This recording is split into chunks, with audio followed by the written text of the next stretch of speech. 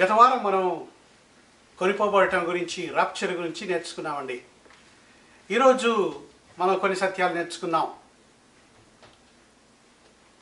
ఎవరు ఈ రాప్చర్లో ఎత్తబడతారు? మొదటి ప్రశ్న. నేను ఎత్తబడతానా లేదా అని మీకు ప్రశ్న ఉండవచ్చు. ఆ ప్రశ్నకు జవాబు ప్రభువాక్యంలో వచ్చి మనం చూద్దామండి. తర్వాత ప్రభు ఏమడుగుతాడు? ప్రభు సన్నిధిలో క్రీస్తు న్యాయపీఠం యొద్ద తీర్పు జరుగుతుంది అని మనం నేర్చుకున్నాం. ఎవరు ఎత్తబడతారు? ఎత్తబడిన తర్వాత వారికి న్యాయ తీర్పు ఎలా తీర్చబడుతుంది? ఆ రెండు సంగతులు మనం ఈరోజు దేవుని కృప ద్వారా నేర్చుకుందాం. ఒక మాట ప్రార్థన చేసుకుందాం. సర్వోన్నతుడానికి వందనాలు, స్తోత్రాలు. మీ రాకడ గురించి మాకు మీరు బోధించమని నీ పాదశంలో వేడుకుంటున్నాను. మీ ఆత్మతో నీ దాసును నింపి వినే ప్రతి ఒక్కరికి అర్థమయ్యే రీతిలో మీరు మాతో మాట్లాడమని మమ్మల్ని మేము తగ్గించుకుంటూ యేసుక్రీస్తుని హెచ్చిస్తూ యేసుక్రీస్తు పేరిట అడిగి వేడుకుంటున్నాను తండ్రి, ఆమేన్. రాప్చర్ గురించి మనం గత వారం నేర్చుకున్నాం. ప్రభు ఒక స్థలాన్ని సిద్ధపరచడానికి తను వెళ్ళాడని, నేను ఎక్కడుంటానో మీరు కూడా అక్కడ ఉండాలని ఆయన ఆశ యోహాను సువార్త 14వ అధ్యాయము మొదటి 3 వచనాల్లో ఆయన చెప్పిన వాక్యాన్ని రాప్చర్లో నెరవేరుస్తాడు. మరోసారి మీకు చెప్తాను, రాప్చర్కి సెకండ్ కమింగ్కి డిఫరెన్స్. రెండో రాకడకు ఎత్తబడుటకు డిఫరెన్స్ ఏమిటి అని. Rapture is where the lord comes for his church. Second coming is where the lord comes with his church. ఎత్తబడుట రాప్చర్ అంటే ప్రభు సంఘం కొరకు వచ్చేదే రాప్చర్. ఆయన మధ్యాకాశంలో కనబడతాడు. ఆయన విశ్వసించిన వారు ఎత్తబడతారు. రెండవ రాకడంటే 7 ఏళ్ళు ప్రభుతో ఉన్న తర్వాత సంఘంతో ప్రభు ఈ లోకానికి వస్తాడు. రాప్చర్ అంటే సంఘం కొరకు వస్తాడు. రెండో రాకడలో సంఘంతో వస్తాడు. ఆ రెండు మాటలు మీరు గుర్తుపెట్టుకోండి. రాప్చర్ని, సెకండ్ కమింగ్ని మనం గుర్తుపట్టవచ్చు. నేను రాప్చర్ గురించి ఎంతో గత వారం చెప్పాను. చాలామంది ఈ పోస్ట్ ట్రిబులేషన్ రాప్చర్, ఈ 7 ఏళ్ల మహాశ్రమల కాలం తర్వాత రాప్చర్ జరుగుతుంది అని చెబుతారు. అది తప్పు. ఎందుకంటే గొర్రెపిల్ల వివాహం 7 సంవత్సరాలు జరగాలి పరలోకంలో. ప్రకటన గ్రంథం 19వ అధ్యాయము 7-8వ వచనం ప్రకారం గొర్రెపిల్ల వివాహం జరిగినప్పుడు పెళ్లి కుమారుడు పెళ్లి కుమార్తె ఒకే స్థలంలో ఉండాలి, పరలోకంలో ఉండాలి. సంఘ భూమి మీద ఉండటానికి వీలు లేదండి. అందుకే ప్రకటన గ్రంథం 4వ అధ్యాయాన్ని మొదలుపెట్టుకొని 19వ అధ్యాయం వరకు సంఘం అనే మాట వాడలేదు. అది మహాశ్రమల కాలం. మత్తయి సువార్త 24వ అధ్యాయం 21వ వచనం ప్రకారం భూమి మీద ఇంతవరకు ఎప్పుడు రాలేదంట అలాంటి సమయం. అలాంటి శ్రమ భూమి అంతటికీ కలగబోతుందంట. భూలోకం అంతటికీ కలగబోవు మహాశ్రమ. దాన్ని తప్పించుకోవాలంటే ప్రభువుని అంగీకరించాలి. సో ఎవరు ఎత్తబడతారు? మొదటి ప్రశ్న. ఎలాంటి వారు ఎత్తబడతారు? ఎత్తబడుట గురించి దేవుని వాక్యాల్లో 3 స్థలాల్లో రాయబడి ఉంది. మొదటి స్థలం యోహాను సువార్త 14వ అధ్యాయం మొదటి 6 వచనాలు.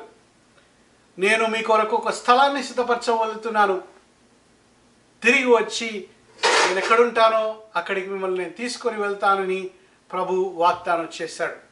చూడండి, ఈ వాగ్దానం ఎవరికి చేశాడు అని మనం బాగా గమనించాలి. ప్రభు ఆయన సిలువ వేయబడక ముందు ఆ ఆఖరి వారంలో యోహాను సువార్త 12వ అధ్యాయం నుంచి యోహాను సువార్త 18వ అధ్యాయం వరకు ఆ 6 అధ్యాయాలు మనం ప్రభు ఆఖరి వారం ఆయన శిష్యులతో పలుకుతున్న ఈ మాటలు. అంటే ఆయన ఎవరి కొరకు తిరిగి వస్తాడు అనే ప్రశ్న జవాబు అక్కడే ఉంది. యేసు ప్రభు తన శిష్యుల కొరకు మాత్రమే వస్తాడు. చూడండి, ఆయన నిజంగా ఎరిగిన వారి కొరకే వస్తాడు. అది మొదటిగా. రెండవ స్థలం వాక్యంలో ఎక్కడ రాయబడి ఉంది రాప్చర్ గురించి అంటే 1 తెస్సలోనికైలకు రాసిన పత్రిక 4వ అధ్యాయము 13 నుంచి 18 వరకు మీరు చదివితే తెస్సలోనిక సంఘంలో కొంతమంది చనిపోతారు, విశ్వాసులు చనిపోతారు. వారి గురించి వాళ్ళ బంధువులు ఎంత ఏడుస్తూ ఉన్నారంటే నిరీక్షణ లేని వారు ఏడుస్తూ ఉన్నారు. అటువంటి వారికి పౌలు రాస్తూ అంటాడు, క్రీస్తులో నిద్రించిన వారు ఆయన రాకడలో మొదట లేస్తారని. మనం నిరీక్షణ లేని వారి వలె మనం ఏడవకూడదు అని పౌలు అంటాడు.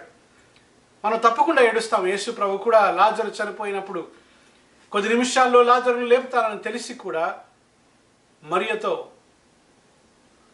తన దుఃఖాన్ని చూసి ప్రభు ఏడుస్తాడండి. జీసస్ వెప్ట్ అని ఉంటుంది. యోహాను సువార్త 11వ అధ్యాయము 35వ వచనం. కానీ మనం నిరీక్షణ లేని వాళ్ళు ఉండకూడదు. ఎందుకు? ప్రభు రాకడలో ఆయనతో ప్రభులో నిద్రించిన వారు ఆయన రాప్చర్లో వాళ్ళు తిరిగి లేస్తారండి. అదే మంచి నిరీక్షణ, శుభప్రదమైన నిరీక్షణ మన కొరకు ఉంది. 3వ వాక్య భాగం 1 కొరింథీ 15వ అధ్యాయం 52వ వచనం, 51, 52లో మనమందరము నిద్రించము కానీ క్షణంలోనే మార్చబడతాము. ఎలా మార్చబడతాము? ఎందుకు మార్చబడతాము? చూడండి, ఈ క్షయమైన శరీరం, ఈ బలహీనమైన శరీరం, ఈ మృతతుల్యమైన ఈ శరీరం పరలోక రాజ్యానికి వారసత్వం కాలేదు. మనం పునరుద్ధాన శరీరాన్ని మనం ధరించుకోవాలి. That is called the resurrection body. 4 qualities ఉంటాయి, బాగా వినండి. యేసు ప్రభువు తిరిగి లేచిన తర్వాత ఆయన శరీరం కలిగిన ఆ లక్షణాలు మనకు కూడా ఆయన రాకడలో మనకు పునరుద్ధాన శరీరం, మహిమ శరీరం దొరికిన తర్వాత, మహిమ శరీరం మనకు ఇవ్వబడిన తర్వాత దానికి కలిగిన 4 సుగుణాలు ఉంటాయి. బాగా వినండి. దిస్ బాడీ ఈజ్ న్యాచురల్, అంటే ఈ శరీరం ఇహలోక సంబంధమైన న్యాచురల్ బాడీ. కానీ ఆ మహిమ శరీరం స్పిరిచువల్ బాడీ, అంటే అది ఆత్మీయ శరీరం. రెండవదిగా, this body is a week body, బలహీనమైన శరీరం. కానీ that will be a powerful body, అంటే అది బలమైన శరీరం. ఇది నిజంగా మహిమ శరీరం. ఈ శరీరం ఈజ్ అ పెరిషబుల్ బాడీ, అంటే నశించిపోతుంది, కృషించిపోతుంది. కానీ ఆ శరీరం imperishable body. Resurrection body is imperishable body. అలాగే ఈ శరీరం మార్టల్ బాడీ, అంటే మృతతుల్యం, చనిపోగలదు అని. మరణం ఎప్పుడైనా సంభవించవచ్చు ఈ శరీరానికి. కానీ ఆ శరీరం, మహిమ శరీరానికి మరణం అనేదే ఇక ఉండదు. Immortal body. చూడండి, 4 qualities. This body is week, this body is natural, this body is week, this body is perishable, this body is immortal.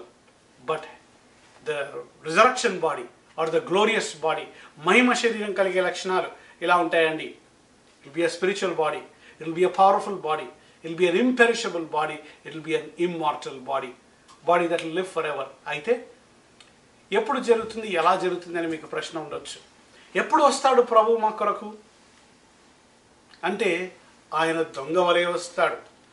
ఆయన వచ్చే రోజు గడియ ఎవరికి తెలియదండి. 1 దశలోనికాయలకు రాసిన పత్రిక 5వ అధ్యాయము 2వ వచనంలో మన కొరకు ఇలా రాయబడింది, దొంగ వచ్చినట్లు నేను వస్తానని. అది సంఘానికి, తెస్సలోని సంఘానికి రాస్తూ పౌలు చెబుతున్నాడు. యేసు ప్రభు వచ్చాడు అని కొంతమంది చెబుతున్నారు ఆ తెస్సలోనిక సంఘానికి. అయితే పౌలు చెప్తున్నాడు, ఇంకా రాలేదు ప్రభు వచ్చినప్పుడు మనం మార్చబడతామని చెప్తూ ఈ మాట చెప్తాడండి, దొంగ వలె ప్రభు వస్తాడని. అయితే మత్తయి సువార్త 25వ అధ్యాయంలో ఒక మంచి ఉపమానం ప్రభు చెబుతాడు. ఎవరు ఎత్తబడతారు అనే ప్రశ్న, ఆ ప్రశ్నకు జవాబు వాక్యంలో చూద్దాం. మత్తయి సువార్త 25వ అధ్యాయంలో 1వ వచనం ఇలా ప్రారంభమవుతుంది. ఎలా ప్రారంభమవుతుందంటే, పరలోక రాజ్యం తన దివిటీలు పట్టుకొని పెళ్లి కుమారుని ఎదుర్కొనుటకు బయలుదేరి వెళుతున్న 10 మంది కన్యకలను పోలి ఉంది. బాగా వినాలి. 10 మంది కన్యకలు ఉన్నారు. ఈ 10 మంది కన్యకలు, వీరి దగ్గర దివిటీలు ఉన్నాయి, కానీ వాళ్ళు పెళ్లి కుమారుని కలుసుకోవడానికి వెళుతున్నారు. చూడండి, ఈ ఉపమానంలో మంచి సత్యాలు ఉన్నాయి, బాగా వినాలండి. మొదటిగా మన ప్రభు పెళ్లి కుమారుడు అని చెప్తున్నాడు, సంఘం పెళ్లి కుమార్తె అని చెబుతుంది. నువ్వు క్రీస్తు వాడవా, నువ్వు క్రీస్తు దానవా అని ప్రశ్న. ఆయన నీకు పరలోకపు పెళ్లి కుమారుడా అని ప్రశ్న. నీకు ఆయనకు సంబంధం ఉందా అని ప్రశ్న. నీకు ఆయనకు ప్రధానమైందా అని ప్రశ్న. ప్రధానం అవటం ఏమిటి? ఎంగేజ్మెంట్. పెళ్లికి ముందు ఎంగేజ్మెంట్, ప్రధానం జరుగుతుంది. ఆ ప్రధానం ఏమిటి ప్రధానం అని మీరు అడగవచ్చును. ఒక మనిషి ఈ రక్షణ సువార్త, దేవుని వాక్యాన్ని విన్నప్పుడు, సత్యవాక్యం రక్షణ సువార్తను విని విశ్వసించి ప్రభువును అంగీకరించినప్పుడు మనకు ఒక రింగ్, ఎంగేజ్మెంట్ రింగ్, ఆ డిపాజిట్, ఆ సీల్, మనం ఆయన వారం అని. పరిశుద్ధాత్మ దేవుని మనకు ఆయన సంచకరువుగా, ఒక ముద్రగా, ఎఫెసీ పత్రిక 1వ అధ్యాయము 13వ వచనం ప్రకారం మనకు పరిశుద్ధాత్మ దేవుని యొక్క సీల్గా ఇస్తాడు. అప్పుడు మనం ఆయనకు చెందిన వారం అవుతాం. చూడండి, ఆయన మనకు పెళ్లి కుమారుడు, పరలోకపు పెళ్లి కుమారుడు, సంఘం పెళ్లి కుమార్తె. కానీ నువ్వు ప్రభుని ఎరిగినావా అనే మొదటి ప్రశ్న. ఈ ఉపమానంలో ఈ 10 మంది కన్యకలు 5 మంది దివిటీలను తీసుకున్నారు. వారు బుద్ధి లేని కన్యకలు. బుద్ధి కలిగిన కన్యకలు 5 మంది ఆ దివిటీలను పట్టుకొని వాళ్ళు నూనె కూడా తీసుకొని ఉన్నారండి. ఒక బుడ్డిలో నూనె తీసుకున్నారు. వాళ్ళు బయలుదేరి వెళ్తూ ఉన్నారు. ఎక్కడికి వెళ్తున్నారు? వారి జీవిత ప్రయాణంలో వెళుతున్నారు. పెళ్లి కుమారుని కలుసుకోవడానికి వెళుతున్నారు. వెళుతున్నప్పుడు పెళ్లి కుమారుడు రావటం కొంచెం ఆలస్యమైంది. ఆలస్యమైతే వీళ్ళంతా నిద్రపోతూ ఉన్నారు. కానీ పెళ్లి కుమారుడు వస్తున్నాడు అనే ఒక కేక వినపడింది. చూడండి, ప్రభు రాకడ ఎలా ఉంటుందో కూడా ఆ ఉపమానం ద్వారా మనం నేర్చుకోవచ్చు. 1 తెస్సలోనికైల పత్రిక 4వ అధ్యాయము ప్రకారము ఆయన బూరశబ్దంతోనూ, దేవుని బూరశబ్దంతోనూ, ప్రధాన దూత శబ్దంతోనూ ఆయన వస్తాడంట. ఆర్భాటంతో వస్తాడంట. ఒక కేక వినబడుతుంది ప్రభు వస్తున్నాడు అని. నిజంగా మేల్కొన్నవారు, నిజంగా రెడీగా ఉన్నవారు, నిజంగా ఆయన్ని ఎరిగిన వారు ఆయనతో వెళ్ళటానికి సిద్ధంగా ఉంటారు. ఆయన ఎరగని వారు పాపంలో జీవిస్తూ ఇహలోకంలో నిద్రపోతూ ఉంటారు. లేచి మా జీవితాలు సరిగ్గా లేవే, మా దివిటీలు సరిగ్గా లేవే, మా దివిటీలు ఆరిపోతున్నాయి అనే విధంగా చాలామంది ఉంటారండి.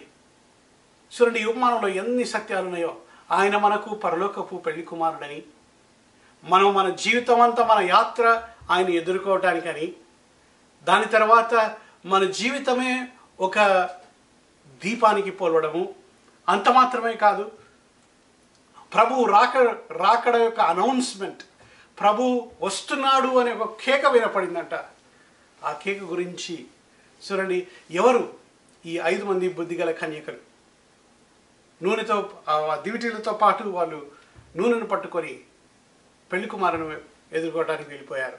కానీ ఈ బుద్ధి లేని కన్యకల దగ్గర వాళ్ళ దీపాలు ఆరిపోతున్నాయి.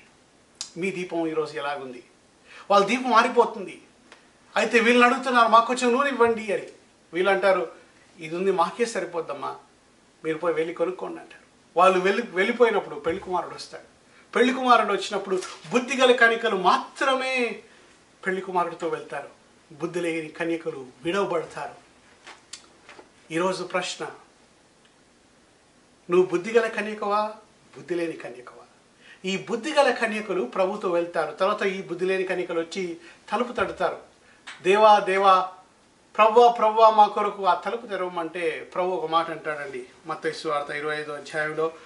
ఈ మాట జ్ఞాపకం పెట్టుకోండి. ఈ మాట మనం ఎలా సిద్ధపడాలి, ఎవరు ఎత్తపడతారు అంటే 12వ వచనంలో, అతడు మిమ్మును నేనెరుగనని మీతో నిశ్చయముగా చెప్పుచున్నాను అనను. ఆ దినమైనను ఆ గడియైనను మీకు తెలియదు గనక మెలకువగా ఉండుడి. ఏ రోజు వస్తాడు, ఏ గడియ వస్తాడు, ఎలా వస్తాడో మనకు తెలియదు. కాబట్టి మన జీవితాన్ని మనం సరి చేసుకోవాలి. ఈ బుద్ధిగల కన్యకలు ప్రభుతో వెళ్ళిపోయారు. ఈ బుద్ధి లేని కన్యకలు ఎవరు అని మీరు ప్రశ్నించవచ్చు. బుద్ధి లేని కన్యకలు అనేక మంది సంఘానికి వస్తారు. అనేక మంది బైబిల్ పట్టుకొని చదువుతారు. అనేక మంది ఏదో కొన్ని చిలక పలుకుల వలె ప్రార్థిస్తారు. ఎవరో ప్రార్థిస్తుంటే వారి ద్వారా నేర్చుకున్న ప్రార్థనను ప్రార్థిస్తారు. కానీ నిజంగా ప్రభుతో సన్నిహితమైన సంబంధం లేనివారు. ఎందుకు? ప్రభు మాటలనే మనం తెలుసుకోవచ్చు. 12వ వచనంలో ఏమంటాడు ప్రభు? నేను మిమ్మల్ని ఎరగను అని. ఎవరు ఎత్తబడతారు? యోహాను సువార్త 14వ అధ్యాయం ప్రకారం ఆయన శిష్యులు ఎత్తబడతారు. 1 తెస్సలోనికైల 4వ అధ్యాయం ప్రకారం సంఘం, నిజమైన సంఘం అంటే క్రీస్తు రక్తంతో వెలబెట్టి కొనుక్కున్న సంఘం. అపోస్తుల కార్యం 20వ అధ్యాయం 28వ వచనం, నిజమైన సంఘము ఎవరు అంటే ఆయన రక్తంతో వెలబెట్టి కొనుక్కున్న బిడలే ప్రభు క్రీస్తు సంఘం. కాకపోతే మీరు ఆ బుద్ధిగల కన్యకల వలె ఉన్నారా, బుద్ధి లేని కన్యకల వలె ఉన్నారా అనే ఒక ప్రశ్న. ఒక నిజంగా జరిగిన సంఘటన గురించి మీకు చెప్తాను, వినండి. ఒక కుటుంబం ఉందంట, భార్య భర్తలు. పెళ్ళై కొద్ది రోజులైంది. అయితే ఆయనకు భర్త ఒక మిలిటరీ ఆఫీసర్. మిలిటరీ ఆఫీసర్కి గవర్నమెంట్ నుంచి లెటర్ వచ్చింది, మన దేశం ఒక యుద్ధానికి వెళ్తుంది, నువ్వు యుద్ధానికి రావాలి అని భర్తకు ఒక లెటర్ పంపిస్తుంది. ఆ భర్త ఆ లెటర్ చూసి భార్యకు చెప్తాడు, నేను యుద్ధానికి వెళ్తున్నాను, నేను ఎప్పుడు వస్తాను ఇంకా నాకు తెలియదు, నేను తిరిగి వస్తానో లేదో అని ఎంతో బాధతో ఏడుస్తూ భార్యకు వీడుకోలు చెప్పి వెళ్ళిపోతాడు. ఒక మిలిటరీ స్టేషన్లో కొద్ది కాలం పనిచేసిన తర్వాత, 3 వారాలు పనిచేసిన తర్వాత ఆయన ఇంకొక మిలిటరీ స్టేషన్కి పంపిస్తూ ఉంటారు. ఆ మిలిటరీ స్టేషన్కి వెళ్ళే దారి ట్రైన్ వీళ్ళ ఊరి మీదుగా వెళ్తూ ఉంటుంది. అయితే భార్యని ఒకసారి కలుసుకోవాలని, భార్యని ఒకసారి చూడాలని ఆయనకు ఆశ కలిగి భార్యకు ఉత్తరం రాస్తాడు. 2 వారాల తర్వాత ఫలానా రోజు ఫలానా టైంకి నేను ఈ ట్రైన్లో ఈ మిలిటరీ స్టేషన్ నుంచి ఆ సెకండ్ మిలిటరీ స్టేషన్కి వెళ్తుంటాను. వెళ్ళేప్పుడు మన రైల్వే స్టేషన్లో, మన ఊరి రైల్వే స్టేషన్లో ట్రైన్ 10 గంటలకు పొద్దున ఆగుద్ది, నువ్వు వస్తే నేను నిన్ను అక్కడ కలుస్తాను, కొద్దిసేపు అయినా నేను చూడాలని నాకు ఆశ ఉంది అని భర్త రాస్తాడు. భార్య పాపం 2 వారాల నుంచి కలగంటుంది, నేను భర్తను చూస్తాను, నేను నా భర్తను చూస్తానని. భార్య తర్వాత తలంచింది, ఆయన పాపం మిలిటరీలో పనిచేస్తూ ఉంటాడు, ఆయనకి ఎలాంటి భోజనం ఉంటుందో నాకైతే తెలియదు, అందుకే ఆయనకి ఇష్టమైన భోజనం నేను వండి పెడతాను అనుకుంది. పాపం ఆయనకు బొబ్బట్లు వండిందంట, ఆయన కొరకు కొన్ని లడ్డూ చేసిందంట, కొన్ని గారెలు చేసిందంట, కొన్ని మంచి మంచి విషయాలు ఆయనకి ఇష్టమయ్యే వంటలు చేసిందంట. వంటలు చేసి ప్యాకెట్లు కట్టింది. పాపం రేపు వస్తాడు, ఇప్పుడు చూసుకుంటుంది, ఎప్పుడు వస్తాడు నా భర్త. రోజులు లెక్క పెడుతుంది, 4 రోజులు, 3 రోజులు, అమ్మా ఇంకా 2 రోజుల్లో వస్తాడు, ఇంకా ఒక్కరోజు రేపే వస్తాడు. ఆ రోజంతా కష్టపడి బాగా రాత్రంతా నిద్రపోకుండా తను వంట వండిందంట. రాత్రంతా వంట వండి తన కొరకు ప్యాకెట్లు కట్టి బాగా తయారై 10ంటికి ట్రైన్ రావాల్స్తే ఈమె 8ంటికే వచ్చేసిందంట. 8ంటికే వచ్చి ప్యాకెట్లు అక్కడ పెట్టుకొని కూర్చుందంట. కూర్చొని పాపం రాత్రంతా అలసిపోయింది కదా, నిద్ర లేకుండా వంట చేస్తూ అక్కడ ప్లాట్ఫామ్ మీదకి వెళ్లకుండా ప్లాట్ఫామ్ ముందే, మీరు ఎప్పుడైనా ప్లాట్ఫామ్ ఎవరినైనా మీరు రిసీవ్ చేసుకోవాలనుకుంటే ప్లాట్ఫామ్ టికెట్ కొనుక్కోవాలి కదా, ఇంకా 2 గంటలు ఉంది కదా, గంట ముందు వెళ్దాంలే, అరగంట ముందు వెళ్దాంలే, అప్పుడు వెళ్ళి టికెట్ కొనుక్కుందాంలే అని తను ట్రైన్ స్టేషన్ ముందు వచ్చి ఒక బెంచ్ ఉంటే ఆ బెంచ్ మీద కూర్చొని గంటసేపు ఎంత త్వరగా అయిపోద్దులే అని కూర్చుందంట. కూర్చొని రాత్రంతా నిద్రపోలేదు కాబట్టి నిద్రపోయింది. టైం చూస్తా 8 నుంచి 9 అయింది, 9 నుంచి 10 అయింది. ట్రైన్ రానే వచ్చింది. ట్రైన్ వచ్చి ట్రైన్ శబ్దానికి కూడా తను రాత్రంతా పనిచేసి అలసిపోయింది కాబట్టి గాఢ నిద్రలో ఉంది, లేకుండా అలాగే నిద్రపోయింది. భర్త వచ్చి ట్రైన్ స్టేషన్లో దిగి ఇటు పరిగెత్తి అటు పరిగెత్తి ప్రేమ ప్రేమ ప్రేమ అని భార్యను పిలుస్తూ ఉన్నాడంట. ఆమె ఎక్కడా కనపడకపోయేసరికి బాధతో ఏమైందో నా భార్యకి, బాగలేదేమో, ఏమైనా అని బాధతో మళ్ళీ తిరిగి ట్రైన్ ఎక్కి ఆయన మిలిటరీ సెకండ్ పోస్ట్కి వెళ్ళిపోయాడంట. ఈమె పాపం 11ంటికి నిద్రలేసిందంట. నిద్రలేచి పరిగెత్తుకొని పోయి ట్రైన్ స్టేషన్లో టైం ఎంత అయింది, ఈ ట్రైన్ వచ్చిందా అంటే, అమ్మ 11 అయింది, 10ంటికి ట్రైన్ వచ్చింది, వెళ్ళిపోయిందని. ఆమె ఏడుస్తూ ఏడుస్తూ ఆ పిండి వంటలు పట్టుకొని,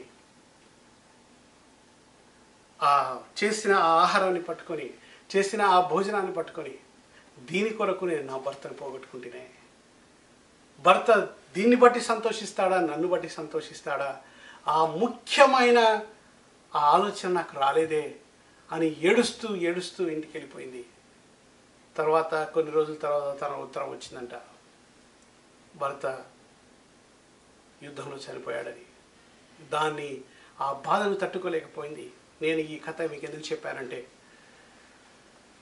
క్రైస్తవుని నేను అని మీరు అనుకుంటూ సంఘానికి వెళ్ళి ఊరికి బైబిల్ చదివినంత మాత్రాన నేను క్రైస్తవుడిని అని మీరు అనుకుంటే ఆ స్త్రీ ఎలా వంటలు చేస్తూ ఉండిపోయిందో అలాంటి వారే మీరు కూడా.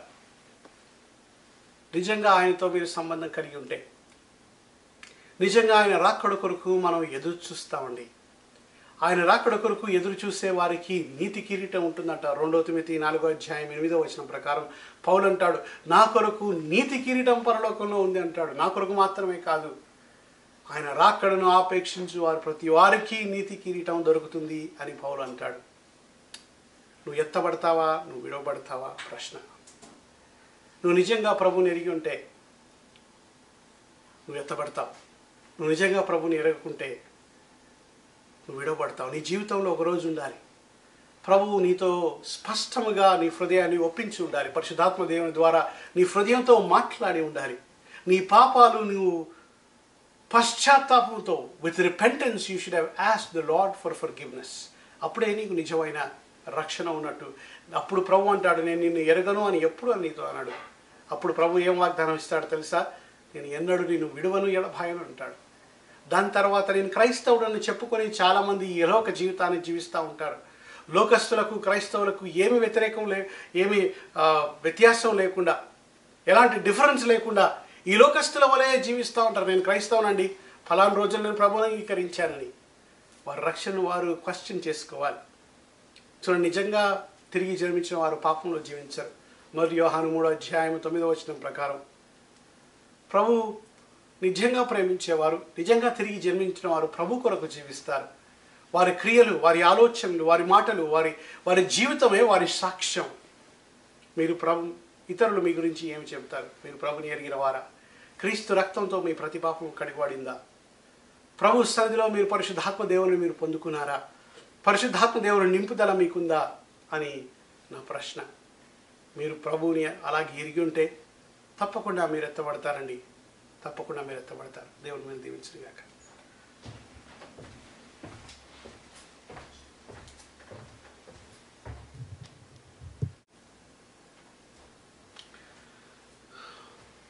విశ్వాసులకు తీర్పు జరుగుతుందా అనే రెండవ ప్రశ్న.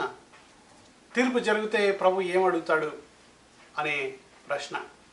చాలామంది అంటారు, మనం యోహాను సువార్త 5:24-28 పట్టుకొని మనం తీర్పులో నుంచి దాటిపోయామని ఉంటుంది అక్కడ. అంటే తీర్పు ఉండదని చాలామంది అనుకుంటారు. అంటే అది మరణ తీర్పు కాదండి, శిక్షకు తీర్పు కాదు, కానీ విశ్వాసులకు తీర్పు ఉంటుంది. ఎలా తెలుసు మనకు? మొదటిగా మనం ఇంతకుముందు మత్తయి సువార్త 25 ధ్యానించాం. మత్తయి సువార్త 25 యేసు ప్రభు దేవుని రాజ్యాన్ని ఒక ఉపమానంతో చెప్పాడు. ఒక గొప్ప వ్యక్తి, ఒక రాజు, ఆయన పనివారిని పిలిచి ఒకరికి 5 తలాంతులు, ఒకరికి 2 తలాంతులు, ఒకరికి 1 తలాంతు ఇచ్చాడంట. నా కొరకు మీరు వ్యాపారం చేయండి అని వెళ్ళి ఆయన ఇచ్చి వెళ్ళిపోయాడంట. చాలా కాలం తర్వాత తిరిగి వచ్చాడంట. తిరిగి వచ్చి వీళ్ళు లెక్క అడుగుతున్నాడంట. 5 తలాంతులు కలిగిన వాడు వచ్చి, ప్రభా మీరు ఇచ్చారు 5 తలాంతులు, ఇదిగో మీ 5 తలాంతులు ఇంకో 5 చేశాను అని తిరిగి ఆయనకి ఇస్తున్నాడంట. లాభంతో 10 తలాంతులు తిరిగి ఇచ్చాడు. 2 తలాంతులు కలిగిన వాడు కూడా, ప్రభువా నువ్వు నాకు 2 తలాంతులు ఇచ్చావు, ఈ 2 తలాంతులు వాడి ఇంకా 2 చేశాను చూడండి, ప్రభువా అని తిరిగి మళ్ళీ మీకు ఇచ్చాడు అని ప్రభువుకి ఇచ్చాడంట. 1 తలాంతు కలిగిన వాడు ప్రభువుని ఎదుర్కొన్నప్పుడు ఈ మాట అన్నాడంట, I know you are a hard man, you will reap where you do not sow. ఎక్కడైతే నువ్వు విత్తవో అక్కడ కోస్తావు నాకు తెలుసు. నువ్వు కఠినుడవు, అందుకే నేనేం చేశాను, నువ్వు ఇచ్చిన ఆ 1 తలాంతును తీసి భూమిత్రో మీ దాంట్లో దాచిపెట్టాను అంట. ఇదిగో ఈ 1 తలాంతు నీకు తీసుకో అని మళ్ళీ తిరిగి ఇస్తాడంట. ప్రభు అంటాడు, చెడ్డ దాసుడా అని అంటాడు. చెడ్డ దాసుడా, నువ్వు ఇది నా బ్యాంకులో పెడితే నాకు ఇంట్రెస్ట్ వచ్చేది కదా, బ్యాంకులో కూడా పెట్టలేదు నువ్వు అని అంటాడు. భూమితో మీరు దాచిపెట్టావు అని. కానీ ఈ 5 తలాంతులు చేసిన వాడితో ఏమంటాడు? బలా నమ్మకమైన దాసుడా, బలా మంచి దాసుడా అని అంటాడు. క్రైస్తవులారా, క్రీస్తును సొంత రక్షకునిగా ఎరిగిన బిడలారా, ప్రభు మీ ఒక్కొక్కరికి తలాంతు ఇచ్చాడు. ఆ తలాంతు ఏమిటో మీరు గుర్తుపట్టాలి. బాగా పాడేవారిని చూస్తే అలా పాడాలని మీకు అనిపిస్తుందేమో, బాగా వాక్యం చెప్పేవారిని చూస్తే అలా బోధ చేయాలని మీకు అనిపిస్తుందేమో, ఇతరులను చూసి మీరు ఆశపడటం కాదు, ఇతరులను చూసి మీరు జలస్గా ఫీల్ అవటం కాదు, కానీ ప్రభు మీకు ఇచ్చిన తలాంతు ఏమిటో మీరు కనిపెట్టాలి. 1 కొరింథీ 12వ అధ్యాయం ప్రకారం ఆయన శరీరంలో మనం అవయవాలు అంట. అవయవాలకు ప్రతి ఒక్క అవయవానికి ప్రతి ఒక్క పని ఉంటుందండి. ఒక పని ఉంటుంది. మీ పని ఏమిటి? దేవుని రాజ్యంలో మీకు ప్రభు ఇచ్చిన తలాంతు ఏమిటి? ఆయన ఒకరోజు వచ్చి లెక్క అడగబోతున్నాడు. ఎలాంటి లెక్క మీరు అడుగుతారు? ఒక దైవజనుడు ఉండేవారు, చార్ల్స్ ఫినీ అని. చార్ల్స్ ఫినీ గారు బాగా లా డిగ్రీ చదువుకొని లాయర్గా అయ్యాడు. లాయర్ అయ్యి అనేకులకు న్యాయం చేకూర్చాలని ఆయన ప్రతిరోజు కోర్టుకు వెళ్ళి పేదల పక్షంగా, అన్యాయం జరిగిన వారి పక్షంగా ఆయన కేసులు కొట్లాడి ఆయన వాదించి గెలిచేవాడంట. ఒకరోజు ప్రభు ఆయన హృదయానితో ఆయనతో మాట్లాడుతున్నాడు. చూడు, ఈ లోకంలో అన్యాయం జరిగిన వారి కొరకు నువ్వు కోర్టుకు వెళ్ళి వారి తరఫున నువ్వు వాదిస్తున్నావు, కానీ నువ్వు ఒకరోజు పరలోకపు జడ్జి ముందు నిలబడాల్సి వస్తుంది. నీ జీవితం గురించి నువ్వు లెక్కప్ప చెప్పాల్సి వస్తుంది. నువ్వేమి చెప్తావు అని ప్రభు ఆయన ఛాలెంజ్ చేశాడంట. ఛాలెంజ్ చేస్తే, అయ్యా, నా జీవితాన్ని ఇతరుల కొరకు న్యాయమే కాదు తండ్రి, ఇతరులకు రక్షణ కొరకు నన్ను వాడుకో అని ఆయన లాయర్గా, అడ్వకేట్గా ఉండకుండా రిజైన్ చేసి నేను ప్రభు కొరకు జీవిస్తానని దేవుడు ఆయనని గొప్పగా వాడుకొని అనేకులను వేల బదిరి రక్షణలోకి తీసుకొని రావడానికి ప్రభు ఒక వ్యక్తిని వాడుకున్నాడు. చూడండి, మనం కూడా క్రీస్తు న్యాయపీఠం 2 కొరింథీ 5వ అధ్యాయం 10వ వచనం ప్రకారం, రోమిలకు రాసిన పత్రిక 14వ అధ్యాయం 10వ వచనం ప్రకారం మనం క్రీస్తు న్యాయపీఠం యొద్ద మనం కనపడాలి. అప్పుడు మనం ఏమి లెక్కప్ప చెబుతాం అనేది ప్రశ్న. కొరింథీ సంఘానికి పౌలు రాస్తూ ఇలా అంటాడు. కొరింథీ సంఘంలో చాలా డివిజన్స్ ఉన్నాయంట, చాలా విభజనలు ఉన్నాయంట. కొంతమంది అన్నారంట మేము పౌలుకు చెందిన వారం అయ్యా అని కొంతమంది అన్నారంట. కొంతమంది అన్నారు లేదు అపోలో బాగా బోధ చేస్తాడు, అపోలో వారం అని కొంతమంది అన్నారంట. కాదయ్యా, యేసు ప్రభువుని చూసిన కైఫా ఉన్నాడు కదా పేతురు, ఆయన వారం అని మేము అన్నారంట. చూడండి, సంఘంలో ఈ 3 రకమైన గుంపులు తయారయ్యాయంట. అయితే పౌలు రాస్తాడు. పౌలు వీరికి రాస్తూ ఏమంటాడంటే, పౌలు ఎవరు, అపోలో ఎవరు, కైఫా ఎవరు, వీరందరూ క్రీస్తు దాసులు కారా అని 1 కొరింథీ 3వ అధ్యాయంలో రాస్తూ, మీకు విభజనలు ఉంటే మీరు నిజంగా ఆత్మీయులు కాదు, మీరు ఇంకా కార్నల్ పీపుల్ అంటే ఇహలోక సంబంధులే అని అంటూ, మీరు ఇంకా ఆత్మీయంగా ఎదగలేదు, మీకు పాలు మాత్రమే ఇవ్వగలను నేను అని అంటాడు అని ఇలా చెప్తాడు. నేర్పరి అయిన శిల్పికారి వలె నేను పునాది వేసి తిని, ఎవడు ఆ పునాది క్రీస్తే, ఒకడు దాని మీద ఎలా కట్టుకుంటాడో దాన్ని చూసుకోవాలి అని అంటాడు. మీ జీవితానికి పునాది, నా జీవితానికి పునాది క్రీస్తే. ఆ జీవితాన్ని, మన ఆత్మీయ జీవితాన్ని ఎలా కట్టుకుంటాము అని మనం ఒకరోజు లెక్కప్ప చెప్పాల్సి వస్తుంది. ప్రభు మన జీవితాలని, మన క్రియలను, మన పనులను ఆయన పరీక్షిస్తాడు. ఎలా పరీక్షిస్తాడు? బాగా వినాలి. మనము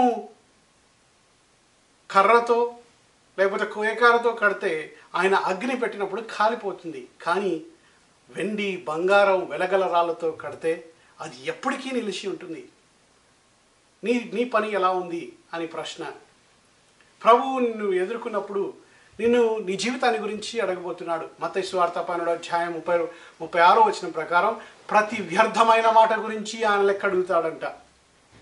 మన మాటల గురించే కాదు, మన క్రియల గురించి లెక్క అడుగుతాడంట. ఆయన తిరిగి వచ్చి ఆ మహిమగల సింహాసనం మీద కూర్చున్నప్పుడు మత్తయి సువార్త 25వ అధ్యాయం 37వ వచనం నుంచి మీరు చదివితే ఏం కనపడుతుందంటే ఆయన అడుగుతాడంట, మీరు ఆకలిగా వారికి ఎప్పుడైనా భోజనం పెట్టారా? దాహంగా ఉన్న వారికి ఎప్పుడైనా మీరు మంచినీళ్ళు ఇచ్చారా? వస్త్రాలు లేని వారికి ఎప్పుడైనా మీరు వస్త్రాలు ఇచ్చారా? చెరసాలలో ఉన్న వారిని మీరు దర్శించారా? ప్రభు అంటాడా, నాకు మీరు భోజనం పెట్టారు, నాకు మీరు నీళ్ళు ఇచ్చారు, నేను చెరసాలలో ఉన్నప్పుడు మీరు చూడడానికి వచ్చారంటే ఈ విశ్వాసులు గొర్రెలైన వారు ఏమంటారంటే, ప్రభు మీరు ఎప్పుడు ఉంటుంది, మీరు ఎప్పుడు ఆకలిగా ఉంటుంది మేము మీకు భోజనం పెడుతుంది, మీరు ఎప్పుడు దాహంగా ఉంటుంది మేము ఎప్పుడు మీకు నీళ్ళు ఇచ్చితివి, ఎప్పుడు మీరు చెరసాలలో ఉంటుంది మేము వచ్చి మిమ్మల్ని దర్శించామంటే, నా దాసుడైన చిన్నవాడికి, the one you have done to the least of my brothers అని ఉంటుంది, వారికి చేస్తే నాకు చేసినట్లే అని ప్రభు అంటున్నాడు. చూడండి మన జీవితం ఎలా ఉంది. ప్రభు న్యాయపీఠం యొద్ద ప్రభు ఒక్కొక్కరిని లెక్క అడుగుతాడు. మీ జీవితాన్ని లెక్క అడిగితే మీరు ఏమి చెప్తారు? ప్రభు సన్నిధిలో ఈరోజే నీ జీవితాన్ని ప్రభువుకి సమర్పించుకో. ప్రభువా, ఇన్ని రోజులు నేను నా కొరకు జీవించాను, మీరు తిరిగి వస్తారు అనే ఆ సత్యాన్ని నేను ఎరగకుండానే నా ఇష్టం వచ్చినట్టు నేను జీవించాను. ఈ రోజు నుంచి నీ కొరకు నేను జీవిస్తాను. ఈ రోజు నుంచి నా జీవితాన్ని నీకు సరెండర్ చేసుకుంటాను. నా మాటలను, నా ఆలోచనలు, నా ఉద్యోగాన్ని, నా డబ్బులను, నా జీవితాన్ని, నా కుటుంబాన్ని నీ కొరకు నేను ఖర్చు పెడతాను, నీ కొరకు నేను జీవిస్తాను అని మీరు రోజు తీర్మానం చేసుకుంటే ప్రభువు మిమ్మల్ని దీవించి వాడుకోగలడు. ప్రార్థన చేసుకుందాం. సర్వోన్నతుడానికి వందనాలు, స్తోత్రాలు. ఈ వాక్యాన్ని విన్న బిడ్డల కొరకు ప్రార్థిస్తున్నాను. క్రీస్తు న్యాయపీఠం యొద్ద మేము అందరం ఒకరోజు కనపడాలి. మా జీవితాన్ని మీరు లెక్కడుగుతారనే సత్యాన్ని మాకు నేర్పించినందుకు నీకు వందనాలు, స్తోత్రాలు. మీ ప్రతి ఒక్క బిడ్డను మీరు నాయన ప్రిపేర్ చేయమని నీ పాత్రలో వేడుకుంటున్నాం. నీ కొరకు నీకు ఇష్టమైన బిడ్డలుగా మేము ఉండగలిగినట్లు బలా మంచి దాసుడా అని మీరు చెప్పగలిగే సాక్ష్యాన్ని మాకు దయచేయండి. అలాంటి జీవితాలను మాకు దయచేయండి. ఆయన ఒక్క క్రియ కూడా యేసు ప్రభు చేయకమునిపే ఆయనను ఈయన నా ప్రియ కుమారుడు, ఈయన యందు నేను ఆనందించుచున్నాను అని మీరు చెప్పిన విధంగా మా జీవితాలను మీరు తీర్చిదిద్దమని యేసు క్రీస్తు పేరిట అడిగి వేడుకుంటున్నాను తండ్రి. ఆమేన్.